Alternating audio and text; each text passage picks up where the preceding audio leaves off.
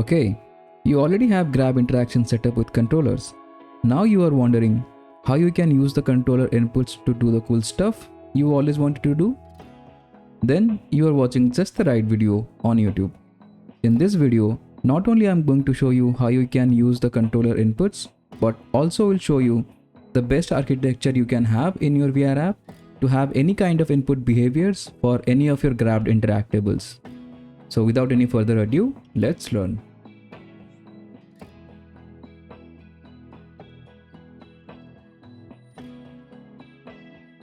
Okay, before we begin, it is really important to know about the different input mappings that Meta Interaction SDK has. It is mainly divided into three categories. The first one is the raw mapping. Second one is the virtual mapping that is accessible as combined controller. And the third one is again another virtual mapping that is accessible as individual controllers. Now what does this mapping actually means? So raw mapping, as the name suggests, it allows us to directly or access the controller physical buttons.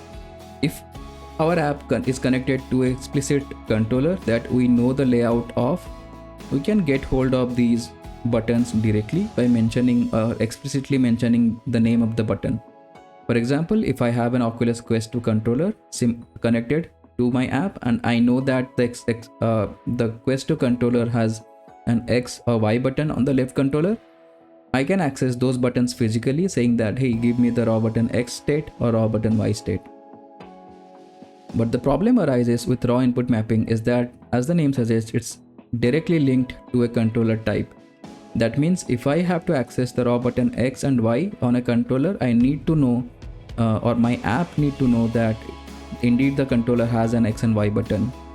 If I am connecting a different controller, or if I want my game or app to support multiple controllers which may or may not have same layout, in that case we cannot get those values directly using raw button X and Y. Then we may have to come back again to our code saying that, hey, give us the separate button in that case. So which is problematic, right? That means we cannot use raw button to support multiple controllers in our app or in our game. That's the main reason Meta has created these virtual mappings. So virtual mapping, on the other hand, acts as a mask on top of raw mapping. It gives us a mask button category type that gets internally mapped to the appropriate raw button whenever we want to access that. For example, if we want to access the primary thumbstick, then this category will always give us the thumbstick on the controller connected, so that we don't have to explicitly write code for individual controller types our app can support. And in same case, if we want to get the right controller, we can say, hey, give us the secondary thumbstick, and that's always going to give us the right controller thumbstick values if we have a supported controller that has a right joystick on it. So the only difference between the virtual mapping as combined controller and individual controllers is that for combined controller, the structure or the naming of the category is typically divided like a gamepad that is split across the left and right hands. So visually think of it like if you have an Xbox controller, you can break it from the middle. Now you have two parts on your left and right hand. So on the left hand you will have certain set of buttons on the gamepad, and on the right hand you have certain set of controllers buttons on the right hand as well. And if we want to access the left and right side of things, then we have to prefix the button type with primary.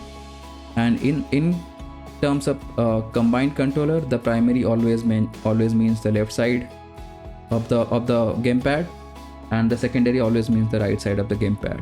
In terms of virtual mapping as individual controllers, we don't have the primary secondary differentiation. Everything is primary, as you can see in the image. The only difference is that in order to access the appropriate side of the controller, we have to pass in the controller type when we want to access the individual buttons on that controller, which we are going to learn more about in the code later part in the video.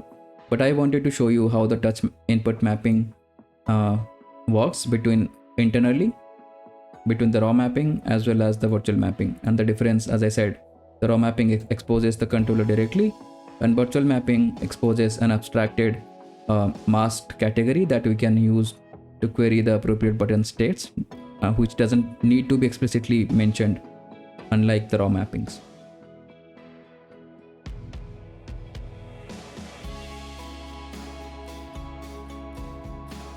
Okay, so to demonstrate you how you can use controller inputs on something that you must have grabbed using Grab interactions. So let me show you how you can do that. But before that, let me also show you what current Meta SDK package version I'm on. I think I updated it to the latest one, which is version 64. And currently I've installed the core SDK, interaction SDK, OVR integrations. You don't need the samples though. I just bring in samples just to have this environment, this gray environment inside of it, but you don't need it. Okay, closing the window, package manager window. Let me open up the building blocks, and the way you can do is, I showed you already. You can go to Oculus, Tools, Building Blocks, or you can go to this bottom icon here and you can click on building blocks there, so it will open up the same window. So what I did to set up the Grab interaction really quick is that I added the camera rig first, because camera rig is necessary for anything else. It contains the OVR manager. Then I added the controller tracking, and finally then I added the Grab interaction. So when I added the Grab interaction, it added the controller interactors for the Grab, and it also added an Grab Interactable. And that Grab Interactable actually, let me dock it. This Grab Interactable actually contains the Grab interactions inside a child game object, which is unusual to the way that I like to do. So I like to keep everything interactable on the parent game object, and anything visual needs to go underneath of the parent game object. But I think Meta does the other way. But anyway, it's going to work with our code here. But something to keep in mind if you are like usual or used to do the other way around. So on the hand grab, you could see that we have this Grab Interactable game object, but it also added this hand Grab Interactable, because I think it makes sense to have this Grab Interactable to be both grabbed by hand and controllers. And for this region, I think Meta automatically added the hand tracking as well, because I did not added hand tracking at all. So that's something to keep in mind when you are using building blocks, that sometimes it automatically adds something that you may not need. But I think it's good that it made it compatible by adding the hand tracking. So you can take it the other way. Okay, coming back to our scene. So we have this camera rig as I showed, then we have this interaction. So when you normally add an interaction, what will happen is this interaction by default will be inside of this camera rig when you add the interaction. So it's not necessarily needed to be inside of camera rig, because everything inside of these is actually just a data script that can you can grab it from the OVR camera rig itself. So it doesn't need to be inside of camera rig. So what I normally prefer to do with the new workflow using building blocks is that I pull them out in the same hierarchy as of this camera rig, so it stays in the same level, and I have everything in the camera rig isolated. I don't need to modify anything unless I'm needed to modify something inside of camera rig, but everything else for interaction and anything stays out of the camera rig. So something much more cleaner, and I found it really easy to handle it with longer hierarchies. And so as I said, it adds these controller interactors and Grab interactor here, so you can see everything is set up by default. And let me show you how this looks with this cube. And this is how your scene should supposed to look like after you have set up the Grab interaction using the building block. And you should see this cube and you'd be able to grab it using the grab button. Although this is not a physics Grab interactable, so it doesn't drop, and you can see I can grab with both the left and right controller.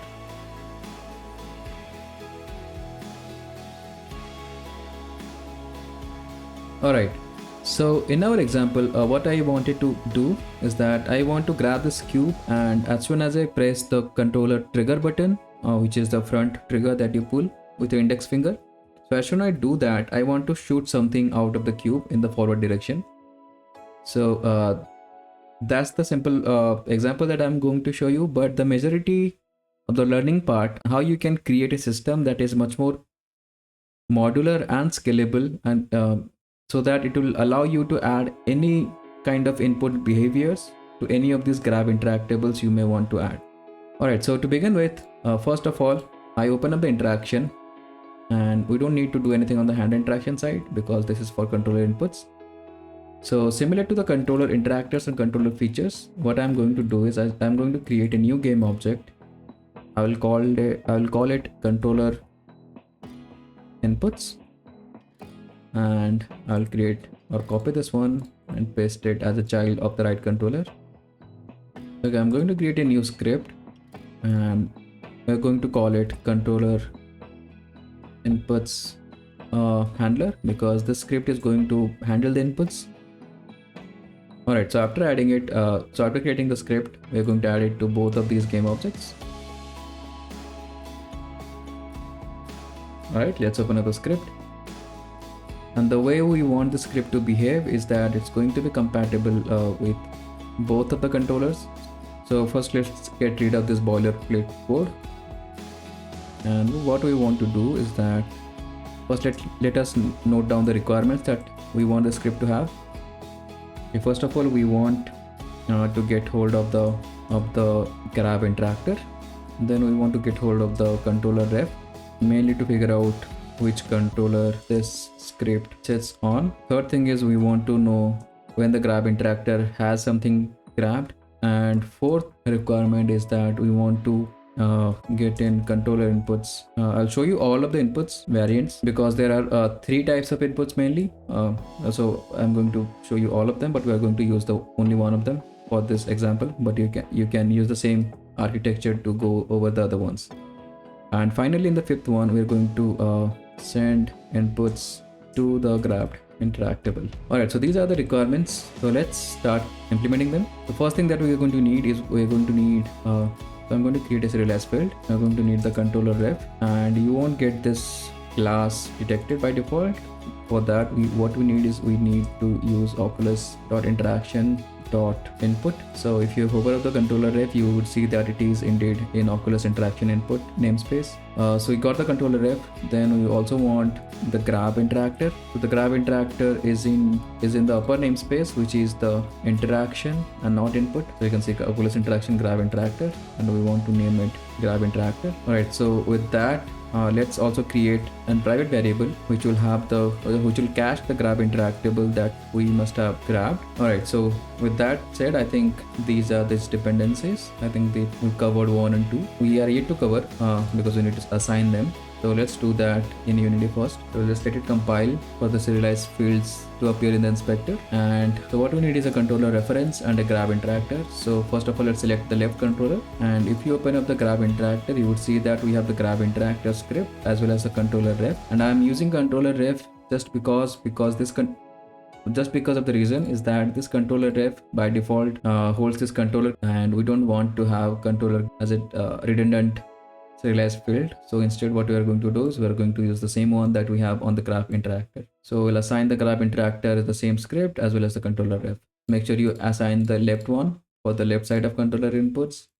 Let's do the same thing for the right. Drag and drop the Grab controller game object to pick up the scripts.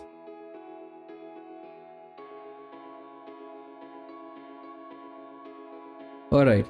Okay, now let's move on to start implementing our inputs, and for that we're going to use the update method. So let me write update, and the way we can query a state of the controller buttons is through this OVRInput class. And the OVRInput class itself cannot query anything unless it's been updated through a different dependent class. If I open up the OVRInput class here, you'll see that it contains these enums, which will come take a look in a moment. And this is a static class by default. So let me just scroll up really slow. As I'm showing you here, it's a static class, and this is the documentation if you want to refer to it.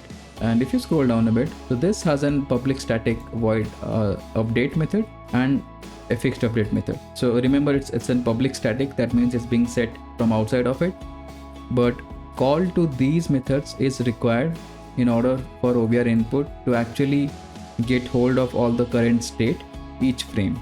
And the class that calls it is this OVR manager. But if you search for OVRInput, so first of all, you would see that it's first setting the OVRInput OpenVR local pose So this is required to give us the accurate positions and rotations of the controllers, but it also, as I said, it also calls the update method in here, the fixed update in here, for the OVR input to be able to cache the states of the buttons appropriately. So that's how the OVR input actually holds the data, and when we try to query it, we can get those.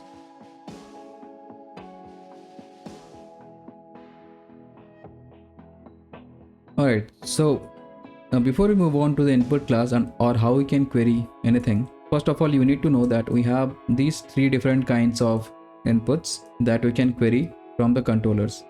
So first is a button types, and the button types involve A, X, like all the buttons basically on the controller, including the access buttons, the trigger button or the grip button.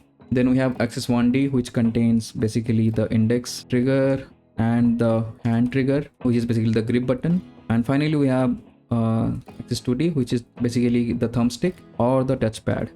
And the way we can query something is using this get method.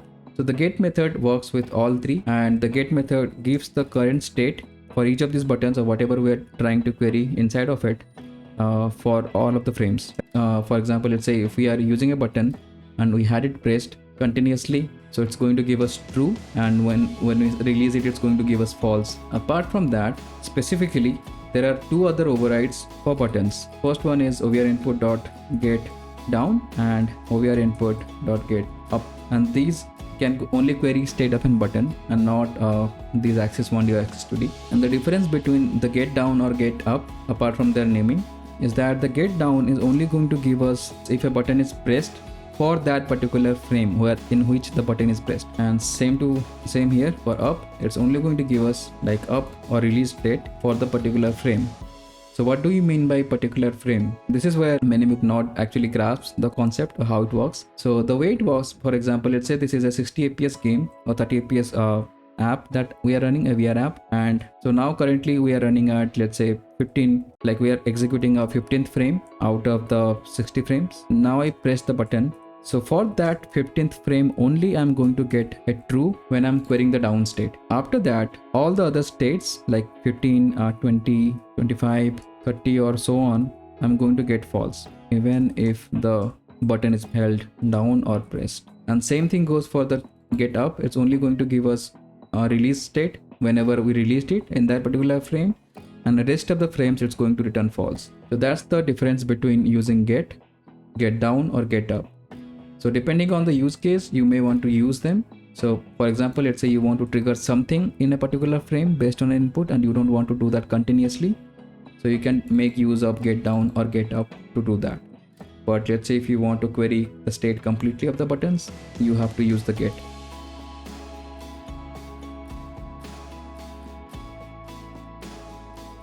Okay, so now that we understood how the get queries each of the state, we can actually query any of the buttons we want. And the way we can do that is again using the same enums that we saw in the OVRInput class. So we call OVRInput.button, and that gives us all the buttons that we can use. So for example, let's say if I want to query the state of the primary index trigger, and it's going to give me the state of the primary index trigger button throughout the frames, right? So as long as this code is getting executed, I am going to get the current state of the primary index trigger. So the primary, as I mentioned, so whenever you are trying to query something primary or anything that is prefixed with primary, know that primary in this case is only going to be the left controller, and alternatively then whenever you query the secondary, that's going to be the right controller.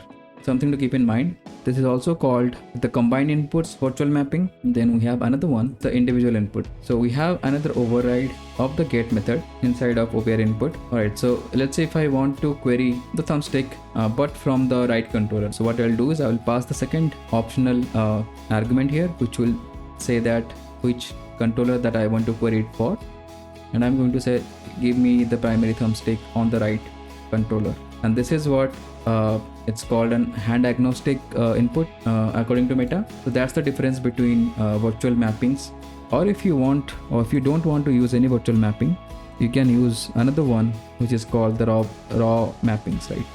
And raw mappings, as the name suggests, it's going to give us the state of the physical buttons from the controller. And the way we do that is by calling the same query using the get method, but instead of button we are going to say raw button, and raw button is a completely separate enums which doesn't have this primary, secondary or divisions of things, because again it's going to require you to pass in the appropriate button you want to grab the things from.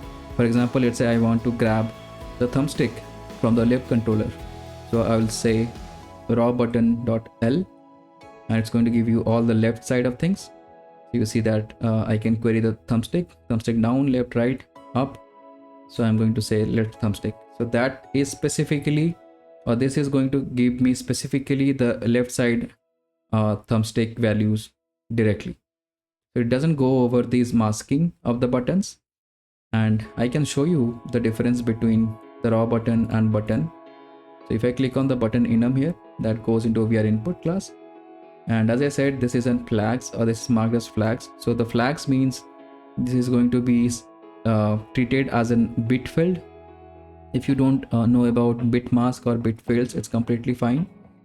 But what you want to show you is that the buttons by default is mentioned as the virtual button mappings that allow the same input bindings to work across different controllers. So the reason the virtual mapping is introduced by Meta and not only the raw inputs is because you can use this enum to query from any type of controllers, and not limited to Quest controllers, but you can also query from the game pads, right? You can connect your Xbox controllers. You can connect your PS5 controllers or PS4 controller, and you can use these enums to get the state of them. And the way they work is that these virtual mappings are indeed dependent on the raw buttons. So the raw button itself, which is just below the button, the raw button itself going to get any values directly from physical button. As you can see, it's mentioned in the comment in the documentation here from Meta. So it's going to give us any value or any value coming directly from the physical button, and then these virtual mappings use those values to actually give us like buttons that we can get the state of. So that's the difference between these virtual mapping and raw mapping. I think 99% of the time you are going to need the virtual mapping. For specific cases you may want to use it where you are targeting a particular controller. So that's the difference between virtual mapping and raw mapping. I hope I made myself clear, and now you understand why we have these three different types of mapping.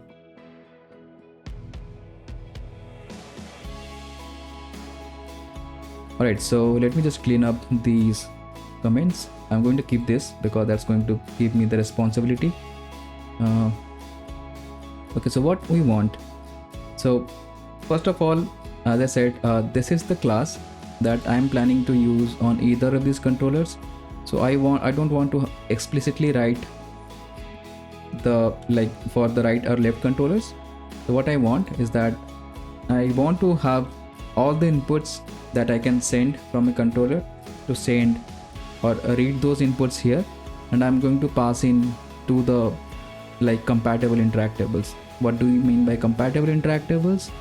So the compatible interactables in this case are the interactables that can receive a certain type of inputs, which is going to make sense in a bit, and I'm just showing you how you can design it so that it's going to be modular as well as scalable for your use case. So what we want to do in update. So first of all, we want to check if the grab interactor has any interactable grabbed, right? If it is not, then just return. We don't want to do anything because then there is no point of sending in inputs or reading inputs. So the way we can do that is that we can take hold of the grab interactor reference, and this has a property called has candidate, has interactable, and has selected interactable. So has candidate is like all the possible candidates that are currently in the scene that we are hovering on to be able to grab. Has interactable is is it a valid interactable? I think so. Yeah, so has interactable is like if we have an interactable to grab.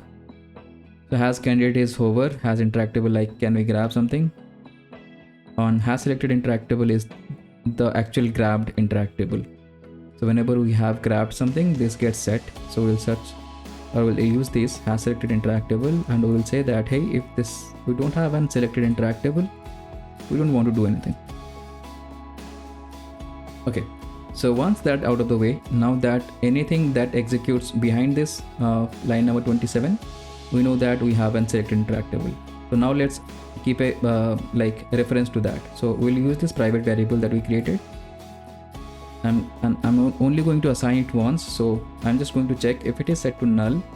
Only if it is set to null, then just set it to the selected interactable. So selected interactable is another property in the grab interactor that will give us the grab interactable that we have grabbed.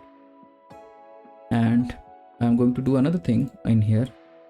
So whenever we don't have any grab interactable, I'm just going to set it to null. So that we are resetting these this variable when we don't have anything. Alright, so now we are now caching the grab interactable here, and now it's time to read the inputs. So as I showed you, so we have these 3 different types of inputs. I'm going to use the combined inputs, where I can pass in like primary or secondary. You are okay, or you are open to use anything depending on a requirement. So I'm going to say like read inputs. So this is going to be a private method that I am going to create, and inside of here what I want is that I want to get hold of the index trigger as a button. I also want to get index trigger as an axis 1D, and finally to show you the axis 2D. Even though I'm not going to use the inputs anyway, I'm still going to show you how you can get that. So I'm going to use thumbstick as an axis 2D. These are the ones that I'm going to query. So I'll say is pressed. It's going to OVRInput.get, and I'm using get, not GetDown or GetUp, because I want this class is to do like it's going to constantly query the states of the button, and it's going to pass in to the interactables, and it's the job of interactables to like to define if they still want to use the state of the buttons, or they can just ignore it. So the client code is going to handle that. I'm just going to pass in whatever state I'm currently reading in the update method. So I want to get the index trigger, and I'll say OVRInput.button because I'm like looking for a button, and I will say primary index trigger. Let's say I also want to query the right side of things, like right controller. I have placed it in each of this controller. So if I have to do this, then I may have to again do it for the secondary index trigger, right, which would be the right index trigger. But I don't want to rewrite the same code twice. What you can do is that we have this controller ref, and controller ref, as I said, is just a reference class that holds the actual controller or iController type, and we can use this property called handedness to give us the current hand on the controller where the script sets. So what I am going to do is I'm going to create a property which is going to be of type button, and I will call it index trigger as button, and I'm going to check if the controller ref that we have assigned and the handedness on the controller ref is equal to handedness left. Then I'm going to say give me the primary index trigger, and if it is not left, that means it's going to be the right one. I'm going to say give me the secondary index trigger. So that way this script, I don't have to modify every time for each of the right or left hand. It can query it automatically based on which hand or controller this script sits on. So that's going to give us the state of the index trigger as a button. Now next, let's do the same thing for the axis 1D.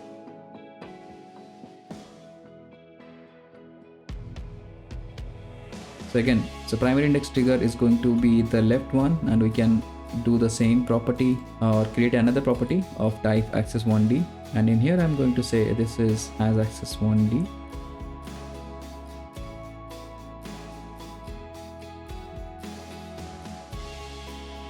That covers the one axis 1D. And now we have the axis 2D, which is, again, as the name says, it's going to be a two-dimensional float. So it's going to be a vector 2. Again, we are going to use the same get method.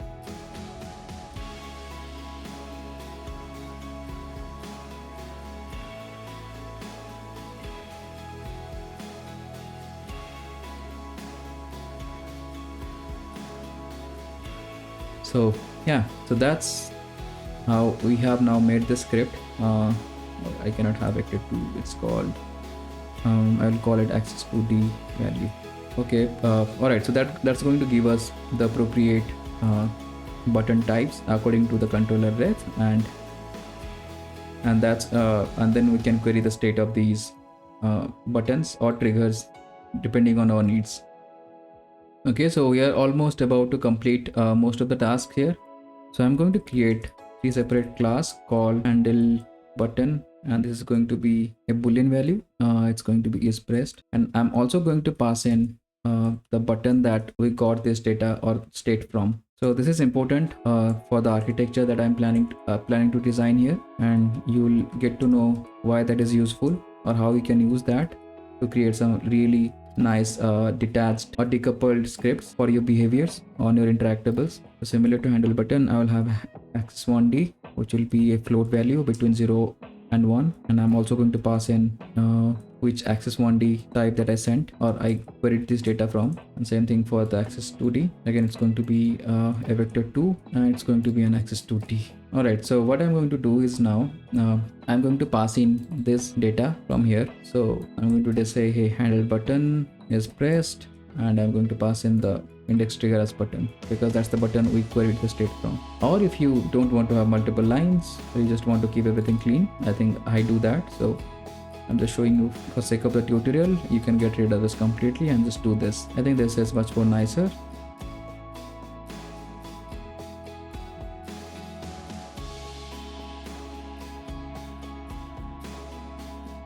Now we have the pseudo methods, which we are going to fill in a moment, but that completes most of the tasks that we wanted to do in here.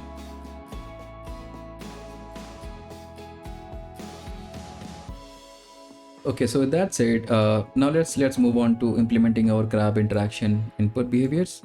So what, as I mentioned, we want to do is that we want to make this cube to shoot some bullets out of it, and we want to make it modular, so that let's say we want this cube to fire bullet, but we also want this cube, let's say this cube to perform some animations, right? I'm not going to show you that, it's just a concept that I'm explaining here. So for example, I want to show animation in this, and then I may have another cube, or let's say another Grab interactable, which I want to fire some lasers, right? Not lasers, but like you can think of anything. Let's say we want to play some sound on it or do some other behavior. So how can we create a system that will allow us to receive the input or any input that we want? For example, I want this cube to only fire whenever we are pressing the trigger button, and I want to play the cube animation based on the thumbstick values. It could be vector 2 values like 1D, it's a 2D values that I can rotate something on top of it or play some animations. Then we have the sound. Let's say I want to use the trigger values, so whenever I'm pressing the trigger values, I want to increase the sound, and whenever I left the trigger button, it's going to decrease the sound completely. Or let's say play the sound. So how can we create a system that will allow us to do that? So if you're trying to figure out, or if you're just a beginner, I'm going to explain some simple concepts regarding OOPs. So if you are not familiar with OOPs, I think you're going to get it along the way if you're a developer, but it's going to be really simple if you understand interfaces and abstractions. So let's see how you can do that. So as I said, I want to have that freedom of choosing or just assigning. For example, let's say on this cube, I only want to receive the button input. I don't care about access 1D or access 2D inputs. Same thing on this animation, I want to only care about access 2D values. I don't want to even receive the button values or access 1D values on it. Let me just rename it. I think that's going to give us a separation on what kind of inputs we want on each of them.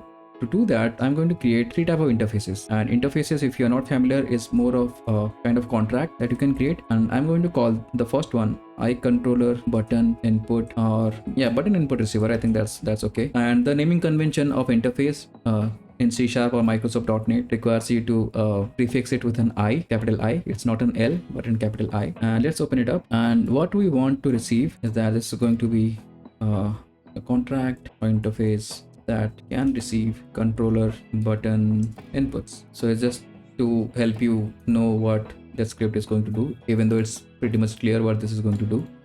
And this interface is only going to have a single method that the concrete class has to implement, and this is going to be called receive input. As we know, the buttons are going to give us either true or false. We're going to call it a bool value is pressed, and we're also going to pass in what kind of button this value came from. That's it. So we don't have to define in an interface, even though you can now with the latest C#, but I think it's going to just be an interface. So you can get rid of the mono behavior, and we're going to replace this class with an interface. I'm going to create two more similar for the access1D and access2D values.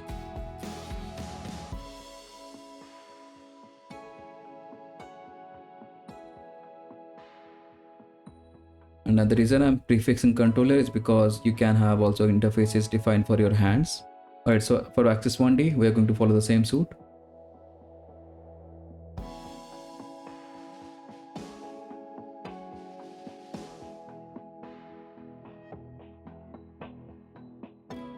Alright, so that's access1D. Let's do the same thing for access2D.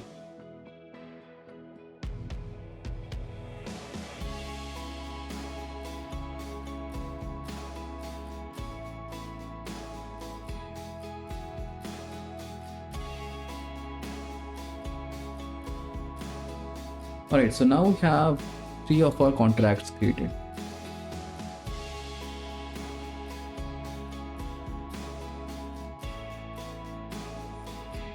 Okay, now with the interface created, now we need a concrete implementation of this interface. So first let's start with the button input receiver. So I'm going to create another class called controller button input receiver, and this is the class that's going to sit on actual Grab Interactable, which will be receiving the inputs. Let's implement the interface on this class. Alright, so let's it needs to be a mono behavior because it's going to sit on a mono behavior, but we are also going to implement iController. I'm not sure why my autocomplete is not working, but anyway, button inputs receiver, that's the interface. And yeah, sometimes my system does do that because I'm currently screen recording myself. I think my system is very low powered in order to do that. Alright, so let's implement the method. So okay, I think I might have made a mistake on the spelling. Alright, so we got the receive input method. Alright, so this is where we are going to receive the inputs, and we're going to do some stuff here. And this class, even though it's going to receive the input, actually it's going to not do anything, but rather what it's going to do is going to invoke an event.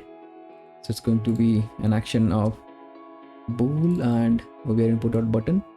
It's going to be button input received. So it's going to be invoking this event when it receives an input, and we want to invoke it only if it is not null. And if you are not familiar with this question mark symbol, it's basically saying that it's a null coalescence operator. So what it's basically saying, only for the beginners who don't know what this is, so it's basically saying, hey, if this is not null, then only do this, and that in shorthand gets written as this. So yep, so that's how you you can check for null in C#. I mean, it's going to work with most of the C# objects. Okay, invoke, we want to invoke whatever we had the values received, and by default system action, if you are getting squiggly lines underneath of it, make sure you have the using system namespace imported like mentioned. The reason I'm invoking an event is that on the cube button, so this is the cube that's going to react to button inputs, and whenever we are grabbing the object through the grab interactor, so this is not the game object it's going to grab, but instead it's going to grab this game object here, right, which contains the grab interactable script. So when we do the when we get the grab interactable and we want this to be reacting to button inputs, so we are going to assign the button input concrete class that we created. We cannot assign the interface because it's not a mono behavior. We have to assign a concrete class. So we are going to search for this input receiver in the controller inputs, which we are going to add in a moment. But when we pass in the inputs, we don't want to do the functionality here, because right now we know that we're going to shoot some bullets out of it. But also at the same time, you may want to change the color of the cube, right? So whenever you are trying to fire something, and in that case, when you come to that requirement, what you will be doing if you follow up the method where you implement the shoot method in here directly is that now you have to change the code here, so which will also do handle shoot. Now it will also handle color, and next time let's say you come and say okay, now I have to maybe animate the gun, right? So it could be a gun that you have to animate, like you may have to implement a recoil animation, and you want to show that whenever you are firing the input, right? So now you have to add in animation code and so on and so forth as the script, as the requirement goes. But we don't want to do that. I mean, that's definitely going to work, but that's going to violate two of the solid principles. First of all, it's going to violate the open close principle, and because we have to modify for every requirement that we're going to add. And secondly, it's going to violate the single responsibility principle. A single responsibility principle, in short, mentions that each class should handle only one responsibility, not more than that.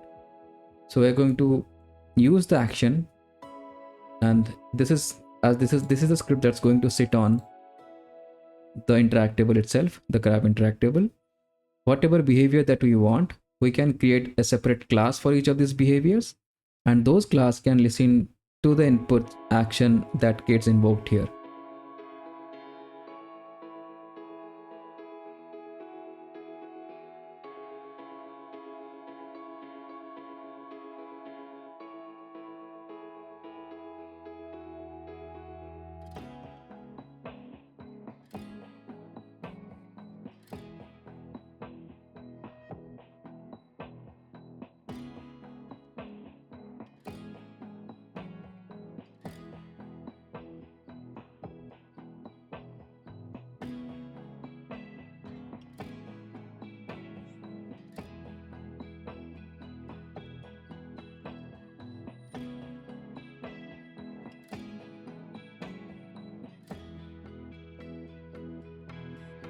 Alright, so the concrete class created. Now let's assign it to the respective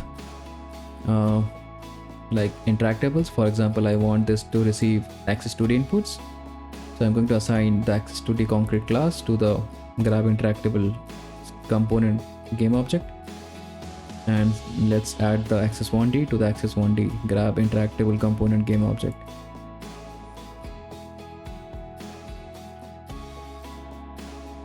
So let's go back to our controller input class.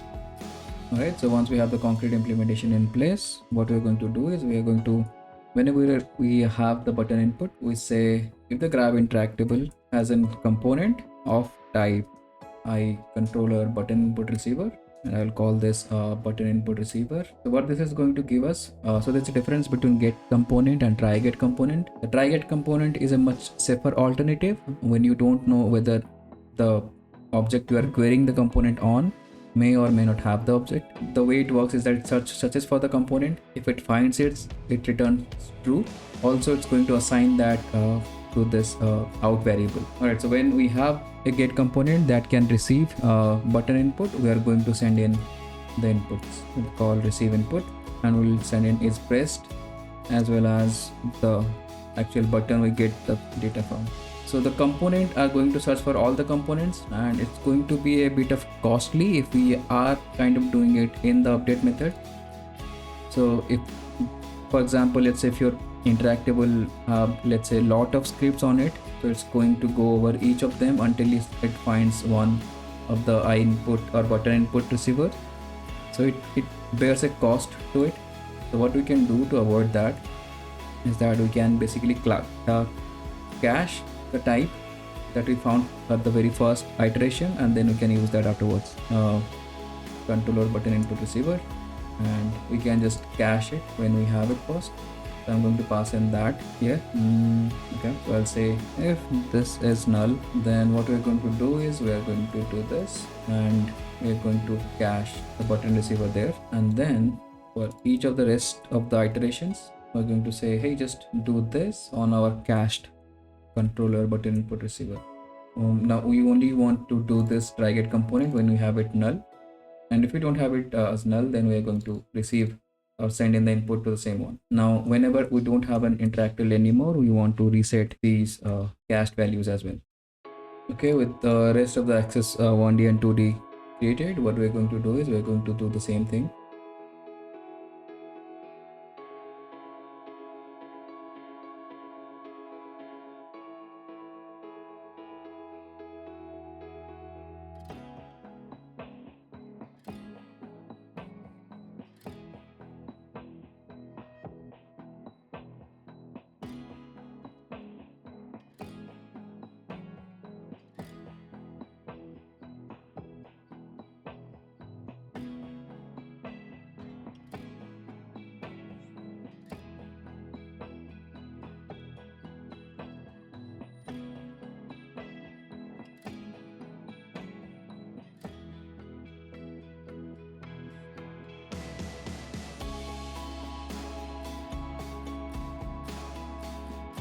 Alright, and that covers this class responsibility, and this final thing is now done. Okay, I see one issue here. It's going to not be in else, but rather it's going to be it's going to be problem because the first time we grab it, we're not sending in the inputs. So what we can do here is that after caching it, so we'll say okay, so after caching it, what we will do is that we'll only send in input. This is not null, this is not null. We can just do this shorthand notation. This will also work. Or if you want to be explicit, you just say, hey, do we have anything cached? If it is, then send this input. So we want to do this. We don't want to do in else. So what will happen is, because the first time it assigns it's never going to send in that input, and it's going to send everything afterwards. So for that particular frame, you are not going to get any input received on these interfaces. So sorry for that. Let me just recorrect it for each of them.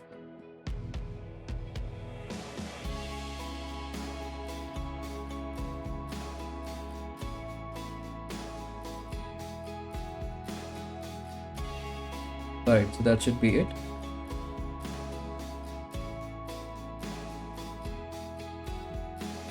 Okay, so in order to create the behaviors, what I did, and to also save the time of this tutorial, because then anyway the behaviors are going to change depending on what your use cases are, and we want to shoot some bullets for the first cube using the button inputs. So whenever I'm pressing the trigger button, I want to shoot some bullets out of this cube, and for that what I did is I created a separate transform to keep all of my behaviors inside of it. Currently I have only one. For you it could be multiple ones. And what I did was I created a script called cube shoot. As you can see, it's inside of the script folder that I created. So let me open up the script and show you what it does. So it's very simple. As I said, what it does is it holds to a bullet prefab. It also holds to a reference to a transform from where we want to shoot the bullet from, and it also allows us to configure the bullet speed we want to fire with. So and there's a private method, and this private method anyway it's not getting called from anywhere right now, which we are going to do. But what it does, it's instantiating a bullet. It's setting the bullet transform to this transform because we want to shoot from there, and now it's setting up the velocity on the bullet to move in the forward direction with the bullet speed that we have. And the bullet is a prefab. So this is the prefab that I created, bullet prefab, and it contains a simple script. Again, the script, what it does is it has a direction, like I'm caching the direction here. So whenever I'm calling this method from within cube shoot, I'm caching the direction and speed here and setting a boolean value so that in update I can move the position of the cube through time to move in that direction and its speed.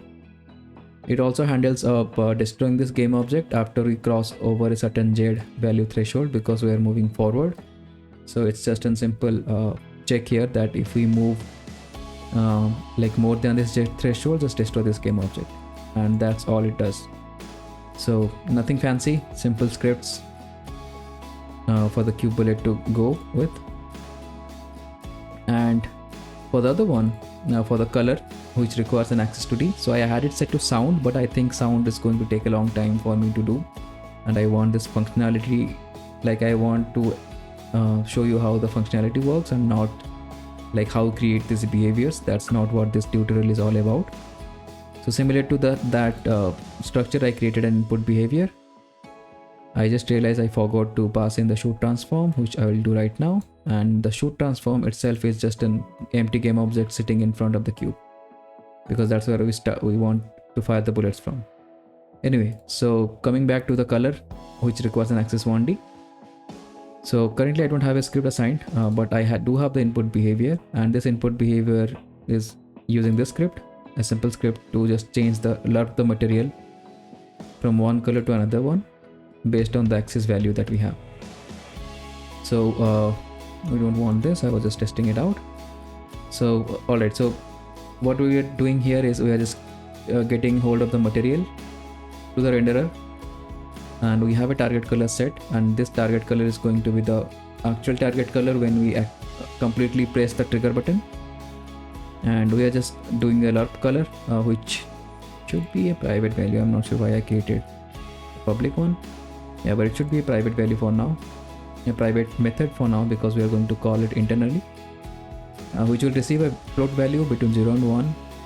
And based on that value, we know that if it is 0 or less than 0, because it's not going to less than 0, but due to some floating point error, we should calculate or keep what do you call it, like a safe clause here to check if it is less than 0. I'm just going to use the default color. Otherwise, if it's more than 0, and it's going to be at least 1 at max, because that's what I know. Otherwise, you can just cap it here if you want, but I think it's okay because we know that axis 1 is going to give us a value between 0 and 1. So it's going to LURP the current material with a value from either default color to target color using the value that we get from the controller trigger buttons. So those are these two behaviors that I created. I did not create anything for the axis 2D. I think that's going to be more of a task for you to try it out. I think that's important for you to understand how you can create your own behavior using this architecture. If you are following this architecture, if you have a different architecture, please feel free to skip. Alright, so currently I'm going to only show these two. I'm not going to show you the animation one or the axis 2D one. I just placed animation just to show you a different behavior that you can have, but it's not going to be an animation. But anyway, just disable this. We don't need this right now. Alright, so we have the behavior assigned, and each behavior will function something, but these behaviors are not going to do anything unless we call the appropriate methods that they have. So we are receiving the input here, right? So we are receiving the button input in this one. We are receiving the axis 1D input and the color axis 1D one. If you remember, we created an action or event. We are going to use that. I'm going to open up the script. Now in here, we are going to hold a reference to the concrete behavior. And the concrete means the actual script that we implemented. Controller input, button input receiver. So this is the script where we implemented the interface. And I'm going to call it controller button input receiver, and I need a reference to this because this is the script that has the event, and we are going to subscribe to this event. So I'm going to say so I'll be doing it in on enable button input received. As you can say, it's an action, so you can subscribe it using this notation where you just assign a plus equal to. That means this is the operator that will add our callback, and we'll call it on button input received. So this is an callback.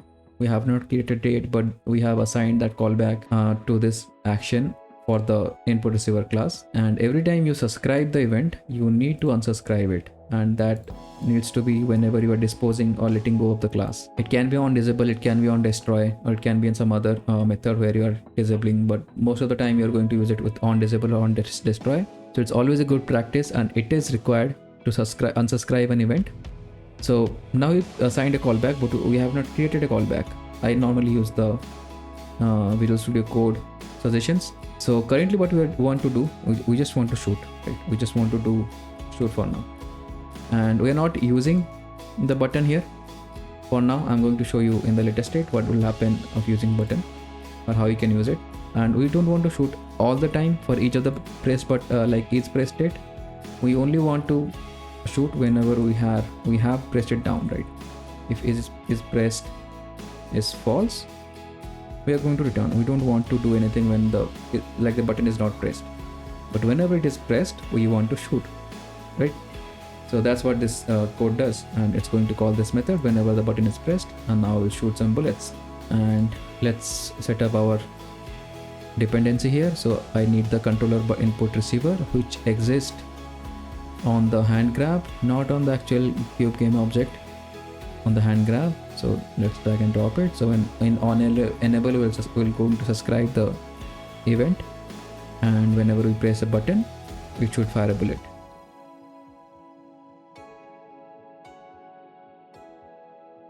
So now let's see why we passed in the trigger type or the button type along with the action behavior. Currently the inputs are coming from the controller input handler. We know that we are sending index trigger button, so that's why we just kept the shoot button to fire when the button is pressed, and it's not always going to be the index trigger. The same script can also send in let's say button press for A, B buttons, right, or XY buttons, or less the thumbstick. But we only want our behavior to work with a single type of button, that is the index trigger button. We can use this extra parameter that I passed in to actually filter that. So let's see how we can do that. So what we are going to do is that we're going to create a separate serialized field, and we're going to call it button filter. And let's go back to Unity. So you should see the button filter appearing right now. Okay, it appeared, and we only want to fire the button, or only want to shoot it whenever we have pressed the index trigger, right? So we can either pass in primary index trigger, or we can pass in secondary index trigger. And the good thing about using the actual enum that OVRInput uses is because it's a bit mask. We can not only select the index trigger, but we can also select another one. And the reason we can do this, because now this is a bit mask, and this will create a combined bit which will be enabled for the certain positions for this two index trigger. It's okay if you don't understand it, how bitmarks work.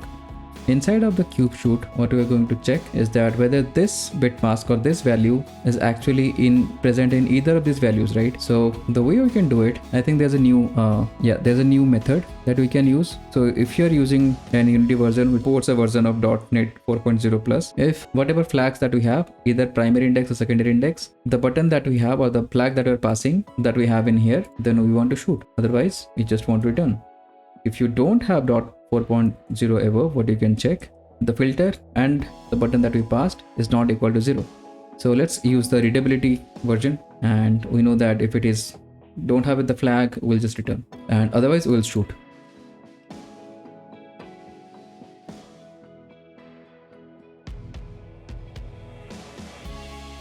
Okay, so that was the button. Now let's see how we can use the same access trigger, but in this one we are going to get the access 1D values, and we're receiving it in here. And let's see how we can change the cube color based on the LURP values, like based on the values from the trigger. You can, again, if you already have the understanding, you can pause the video right now, you can try it out and come back for a solution. So I'm just resuming it in 3, 2, 1.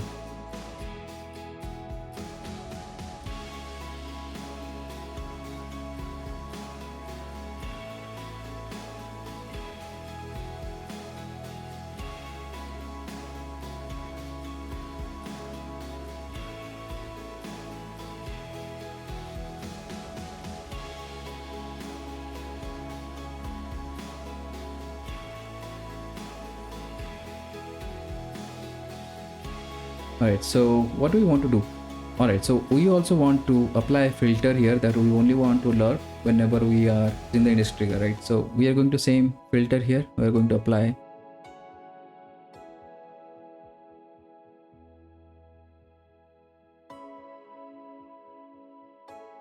Alright, so what we want to do, if we don't have the flag, we just want to return. If we have the flag, we just want to call LURP color and pass in the values. And that's pretty much it, what we have to do for LURPing of color. And now let's assign the dependency controller access input receiver from our hand grab game object. Alright, and that should give us the values. Alright, in the button filter, we only want to do it for primary index trigger as well as secondary index trigger. Alright, so we have this behavior setup, we have everything. Now let's see that in action.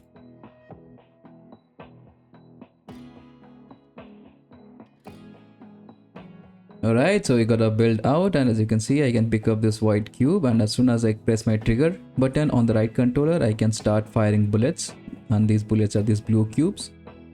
And you can see I am pressing the trigger on the right controller, and I can do the same on the left controller as well, because we have the same script, input script from both of the controllers. And I can also keep holding or pressing my trigger button in order to fire continuously. This is so much cool in testing. And now you can pick up the blue cube that is set up for receiving axis 1D values to blur between blue to orange. And as you can see, I'm slowly moving my trigger back and forth, and you can see according to the movement of my trigger, the blue cube is slowly lerping from blue to orange, which is really neat because it's the same input scheme but different filters that we have applied, as well as the different values that we are sending in. So it's up to you how you can use these behaviors now that you have the knowledge of using controller inputs.